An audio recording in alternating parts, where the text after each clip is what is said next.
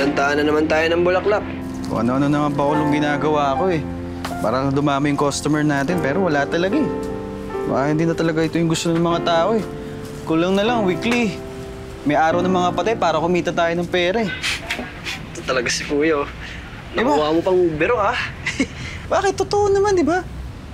Nung nabubuhay pa naman si Mami, lakas-lakas nito. Pero nung napunta sa atin, nagkaganito na. Eh, dapat talaga ibenta na natin to.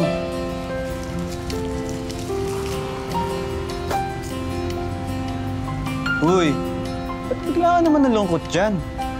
Marami pa tayong pwedeng gawin na pagkakitaan. At mag-e-enjoy tayo. Huwag kang mga malungkot dyan, ano ba? Bagay. Di ba? Excuse me. Bukas pa ba kayo? Uy, Sir Mark. Sir Mark, kamusta po? Okay lang.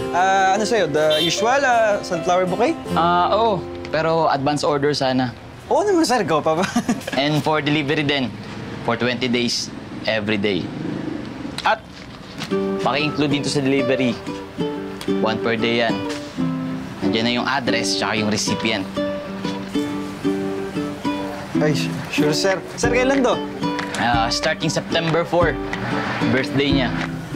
Okay, sir. Sir, bagong gimmick nyo na naman to, ha? Oo nga, sir. Noong mga nakaraang taon, ikaw yung nagbibigay ah. Ngayon, delivery na. Wala na kasi ako sa birthday niya.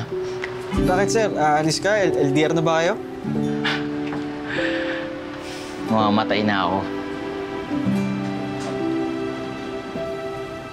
Sir. Sir. Di biro yung sinasabi nyo, sir. Masama ho yan. Sana nga, joke lang, pero hindi eh. Cancer. Stage 4. Magsisimula pala yung treatment ko. Pero alam kong hindi ko kakayanin. Kaya pinag-ahandaan ko na.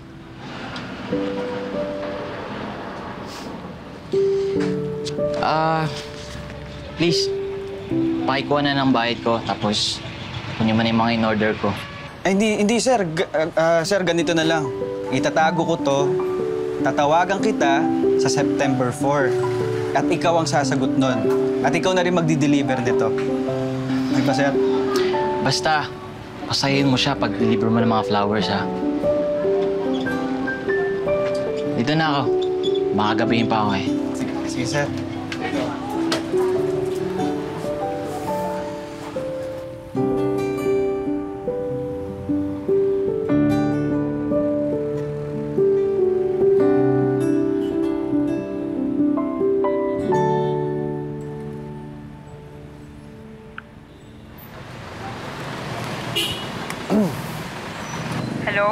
Hello?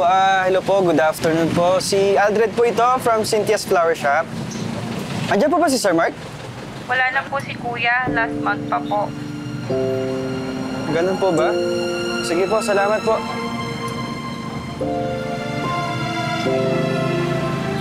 Tuloy ang mission.